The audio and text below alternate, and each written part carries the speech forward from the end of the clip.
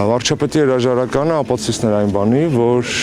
կառավարության կազմավորումը բացառապես կախված է քաղաքական մեծամասնության եւ երկրի նախագահի որոշումներից։ Վարչապետը որևէ տեսակի պարտավորություն չունի տեղյակ պահելու իր նախարարներին եւ կարծում եմ, որ բնական գործընթաց է, որովհետեւ կառավարությունները գալիս են, աշխատում են եւ գնում են։ Նորից կրկնեմ,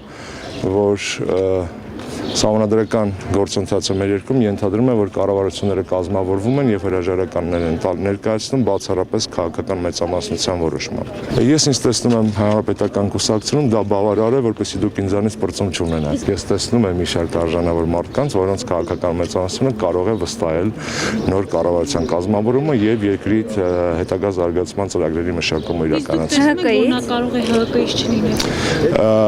Գիտեք, հանրապետական կուսակցությունը հանդիսանալով երկրի քաղաքական համակարգի առանցքը ողնաշարը հիմնական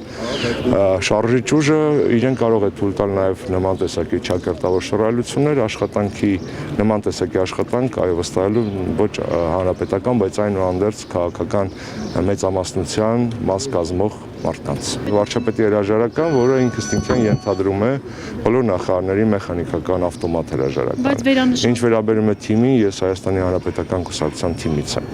Խորին հարգանք ունեմ Տիգրան Սարգսյանի նկատմամբ, շատ բարձր եմ գնահատում այն 5 տարիները, որ պատիվ եմ ունեցել աշխատել իր կառավարությունում որպես կրթության գիտության նախարար, հատկապես հաշվի առնելով այն ուշադրությունը, որ Տիգրան Սարգսյանը ունի կրթության և գիտության ոլորտների նկատմամբ իր հետ աշխատել է շատ հեշտ էր եւ դժվար էր միաժամանակ, հեշտ էր, որովհետեւ հնարավոր էր կոնստրուկտիվ գործնական դաշտում խնդիրները քննարկել եւ լուծել, դժվար էր, որովհետեւ նա խորամուխ էր լինում բոլոր տեսակի հարցերի մեջ։